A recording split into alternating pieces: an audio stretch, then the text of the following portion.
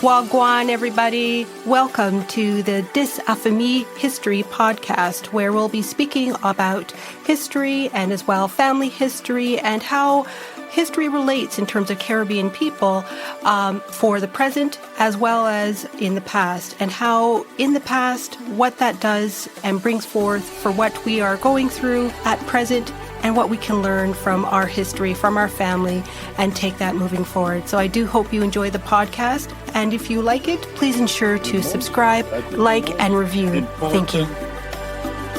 Aspect of painting has to do with the fact that it saved me from disaster. And I had very little to compliment myself as a person after during my struggle to find my identity as a human, and I was quite despondent, actually. Welcome back to the podcast, Dis Affamie History Podcast. I'm your host, Wendy Aris, and today we're going to be speaking with the Jamaican artist, Stafford Schliefer. And I had the honor of meeting his work before meeting him, and his work really stood out for me in the terms of the colors. Everything just seemed to really come off the canvas, and I just found that it just really invoked something in me. So I really liked his use of color and movement. He's a very visual artist, and it just feels like it just invites you in.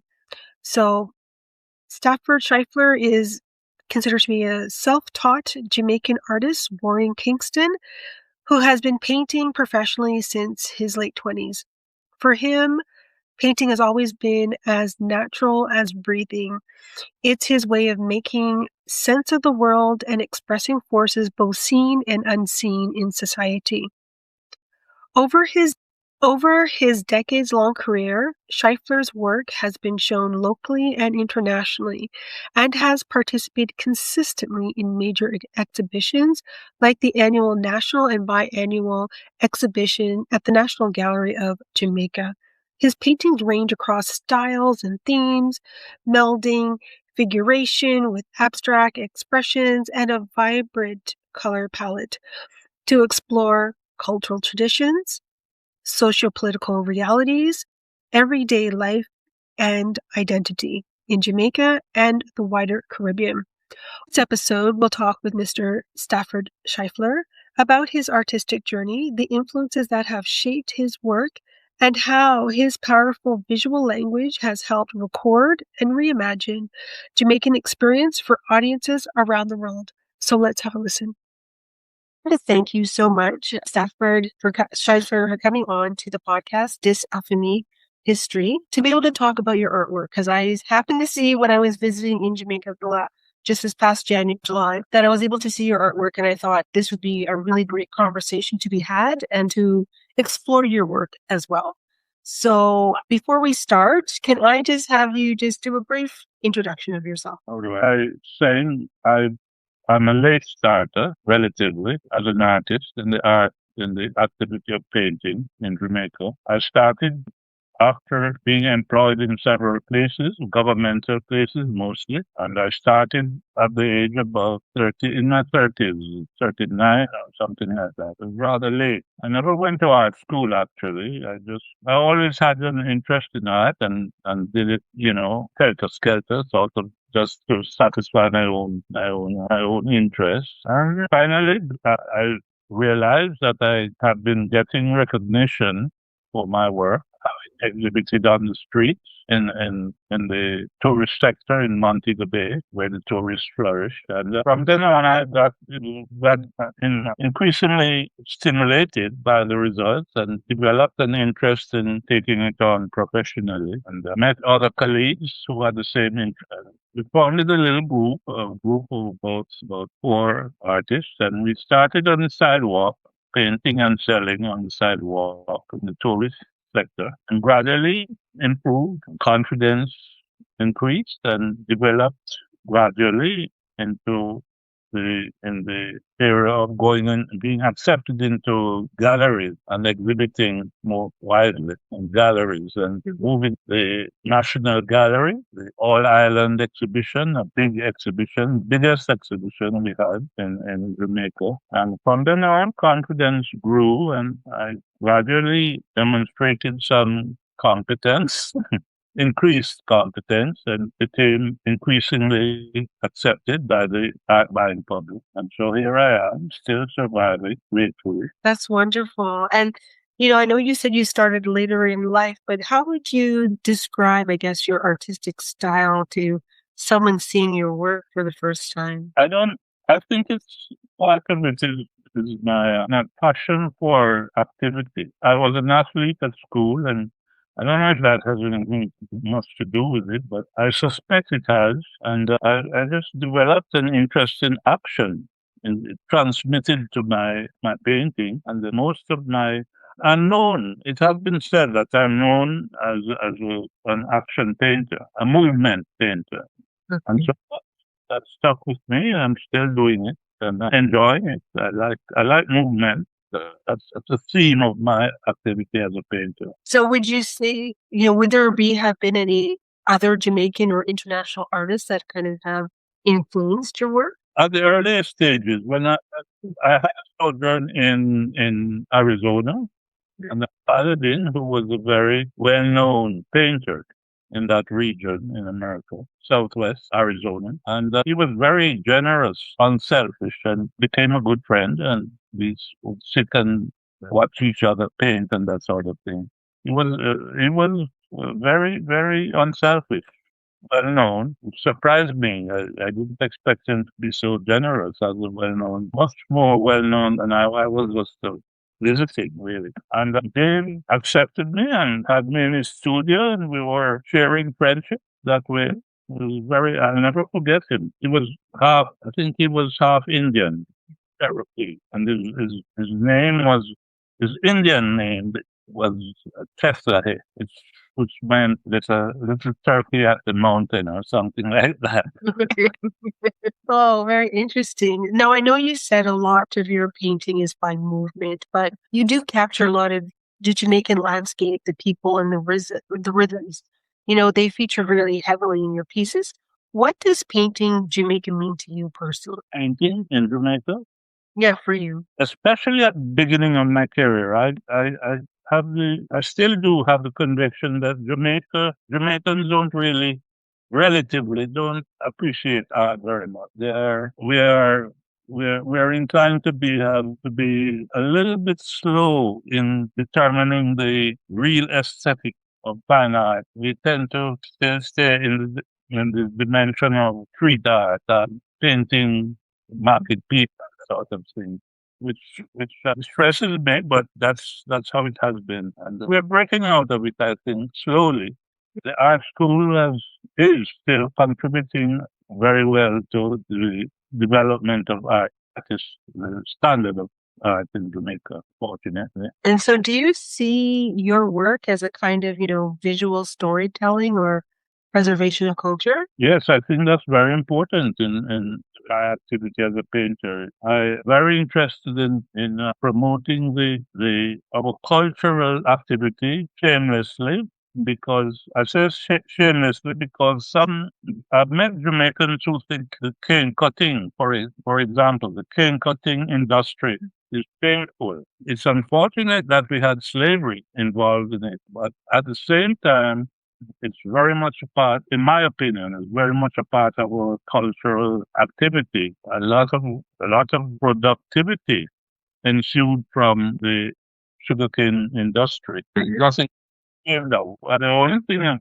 shameful about it is the aspect of slavery involved. But the ability of Jamaicans as being very hard workers and effective in their activities and survival and fighting the hardships of labor, and I think that demonstrates a very strong spirit, Jamaican spirit among our people, and I think we have developed a very impressive reputation abroad as being very effective workers, very dedicated, don't you think? No, definitely on the worker piece, but it's unfortunate that some people see, that scenery, king production, as a very negative piece. It just, unfortunately, just one of those things that had occurred and doesn't have any great context with it. So, would you be able to walk us, I guess, through your process, from inspiration to canvas? What does a typical creative cycle look like for you? Come again? Your creative cycle. Like, what does that look like for you to create a painting? Like, what does that go from thought to actually getting onto the canvas? What does that look like for you? I mentioned movement as very part of my interest in executing my work. Movement is usually the motivation behind whatever I paint now, especially nowadays. The theme is of secondary importance. I'll paint almost anything. Oh.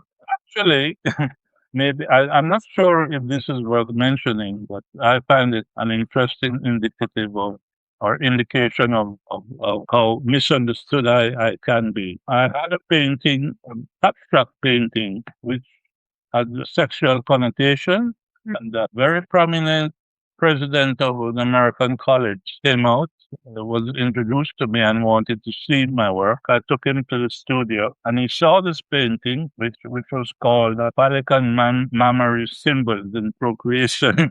But it was in abstract form. It wasn't vulgar or, it was abstracted, but had to do with the movement, vigorous movement. And when he saw it, he didn't know what it was, but he appreciated the movement. And then he said, "What is it called?" And I told him phallic and mammary symbols in procreative force. And then he said, "Oh no." And he was interviewing me to give me a job as a lecturer in a university. And when he heard that, he cut the deal. Okay. He didn't. He gave up on that proposition. So I lost the opportunity to lecture in the university. Anyway, you live and learn. Definitely. And what would you say, has there been any challenges that you have faced as a Jamaican artist, either creatively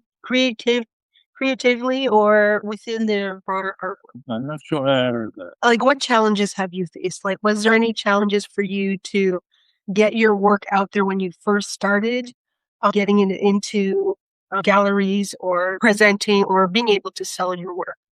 That one difficult. Was that the question about? Yeah, yeah. I didn't have any trouble, really. As a matter of fact, that's how I managed to survive as an artist because I worked by employment. I had several jobs. I worked in a sugar estate, coincidentally, not as a cane cutter, but in the office, and that bored me. I didn't stay long in that, and I was a clerk, government clerk in the government offices, and that bored me. I didn't like that either. So I realized eventually that I should just do what I like to do, and that was art. And I contemplated it. My mother said, "Well, art doesn't pay." Everybody says that, You're Yeah. being an artist. I says, "Well, you all have to die anyway." So, and I boldly set out and started exhibiting my work on the street of Kingston, and then that came out profitably. Yes. Moved to Montego Bay, the tourist close to the town, and that was an improvement also and more encouraging. And so from then on, I decided to be a full-time, full-fledged artist. Painting market scenes, very, very local market scenes and stuff like that. And then got more ambitious and realized that that won't cut it.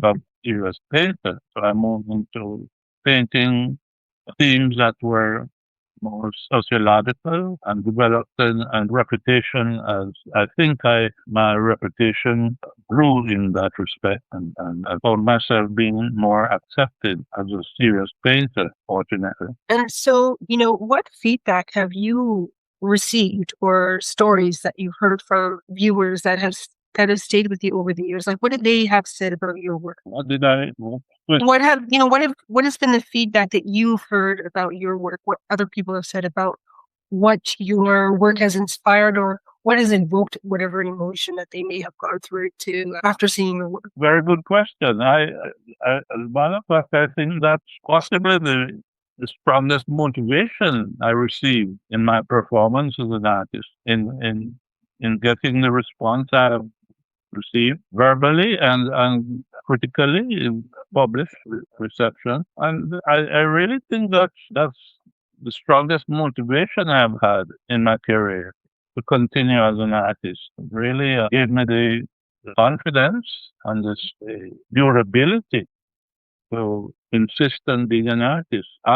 My background academically was in the vein of secondary education, secondary school education, and I found this amusing. Many of my fellow students, ex fellow students, who would, when I was exhibiting on the sidewalk, as a man, after school, middle class environment from that middle class environment. I wasn't expected by my friends, my school friends, to be associated with vending on the sidewalk.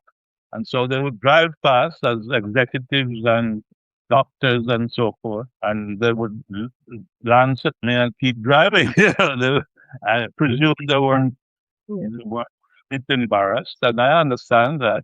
And eventually, I realized that it gave me a self-respect that I don't think I would have maintained if I had continued to be trying to be a acceptable work, you know, in the mainstream of Jamaican life. So I kept on until it paid off. Some of the very friends who were driving past me and keeping their head straight eventually showed some unexpected respect, and we became like old times, and I was more acceptable, and that's interesting. I find a boundary that shouldn't exist, and so I felt rewarded by a choice. No, you're just saying that we all should be aligned to whatever is our motivation to do in life, not necessarily what is programmed, so to speak. Absolutely. And so, what do you hope, for especially younger Jamaicans to take away from your work? I'm not getting that. Yeah. Jamaicans, Yeah, what should they take? What should the younger generation take away from your work? What do you hope that they can be able to see from your work? No, I can't recollect having discussed with anybody how my work has affected them in Jamaica. Okay. I've seen critiques which are reasonably complimentary, but I don't know. I really can't say I know how Jamaicans feel about my work. I get respectful references, Okay. not in detail. So right now, do you have any new projects that you're working on or exhibitions that are coming up? I have several. As a matter of fact, I'm confused about that, I think, because my interest is very sociologically based, as you might have observed. So it's challenging, there's so many things to choose from. I'm now contemplating, I haven't decided what to do next, what series to develop next. The political scene worldwide, there's such a variety of things that are interesting to me sociologically, and I'm in the process of trying to weed out the more interesting things. And, just talking about that, like, is there a special or a certain theme that you would like to explore in your work? Yeah, that's in reference to what I just said. That I have something. I'm trying now to decide which of several things I should paint, and as a series Okay. develop it. But I haven't decided yet. I started something on Pocomania. I'm sure you're aware of Yes. Pocomania. And I'm trying to develop a new approach, compositionally, a new approach, something different. So I'm working on that now. But it's difficult for me to discuss Yeah. my activity. It isn't developed in my opinion. It isn't developed, and it's hard to convince a listener what the situation with myself now is in terms of painting. Okay. What the ambition? No, go ahead. Sorry. Pardon me? No, go ahead. I cut you off. Yeah, the ambition is there, and I'm sure I'll eventually be producing. Perfect. And then, as we are coming to a close, what would you say to your younger self like looking back at all that you've accomplished, what would you say was your dream, or what would you have done differently? What would I have done differently to what I From when you first started, if there was something that you wanted to change or not? challenging question? I don't know. I'd have to think about that. Okay, no worries, no worries. Good And, question. but I guess what would you like to leave, I guess, the listeners, like in terms of your whole journey that you've taken and where you are as an artist? What would you like to leave as I I don't know, as motivation, or just your own personal journey of what somebody should do if they are motivated to go into a certain path in life? I'd like to be regarded as, in terms of what my intent is, to be an interpreter of sociological issues with our culture relating to our society. And I think that's basically my interest as a painter, to avoid mundane, I developed an interest in turning over the past indulgence as a market scene painter. Yes, yeah. So I reverted to the opposite. Now I have been in my recent life trying to be a good, serious abstract painter. Abstraction is my main interest, technical as a painter. Representational painting bores me now. I'm not against it. I'm just good at interpreting in that vein, in my opinion. So I much prefer abstract composition. Okay, and then of course, if you wanted just to say what would you say about painting? What has it done for you as an artist? Take a moment, take a moment, think about it, because I think that would be a nice closing as to what it's done for you. What motivation has it done for you in your life? Okay. I think the most important aspect of painting has to do with the fact that it saved me from disaster. And, I had very little to compliment myself as a person during my struggle to find my identity as a human, and was quite despondent, actually, and that decision to be a painter was a very bold one, if I may say so, and risky. My mother at the time told me, "Why do you want to paint? Everybody says that, why you will? There's nobody, art doesn't pay." And that's true. That's what saved my life, because that's what I felt would be the same in my life, because I would feel the important thing was to feel important, regardless of whether you were enjoying lucrative results. But that's important too. But you need to know that you are doing something that you are proud of or respectful of, right? Sure. Yes, yes. It's what you feel most purposeful to do. And the spirit has to be one based in self-respect and in terms of attainment as a person and your civic pride and all that stuff. So that saved me, No, I can definitely relate, because we all have to walk within our purpose. So, and what's going to fulfill us? Yes, everybody worries about the financial aspect of it, but Yeah. more or less is what your spirit is more comfortable for you as a person. Interestingly, this is kind of it's a perverse way of using the example, but there's this example of the hitman was being criticized and admonished for being a hitman, and his response was, "What the hell? Nobody is better at it than me." And that was his pride, I don't know. Absolutely. We all have our own unique talents. But no, I just wanted to, thank you so much for coming on to the podcast. What a privilege it has been to spend this time with Mr. Stafford Schliefer, an artist whose colors don't just sit on the canvas, but move, breathe, and tell stories of Jamaica, of memory, and of spirit. Talking with him today, I was reminded that art is more than something to look at. It is something to feel, something that carries history and emotion across generations. To Mr. Schliefer, thank you for sharing your journey, your wisdom, and the heart behind your work. And to our listeners, I hope this conversation encourages you to seek out Caribbean art, to pay attention to the stories held in color and form, and to celebrate the creators among us who keep our heritage alive in such beautiful ways. You can explore more of Mr. Schliefer's work at schleifler.com, and it will be in the show notes. Thank you for joining us on This FME History Podcast. Until next time, walk good and keep telling your stories.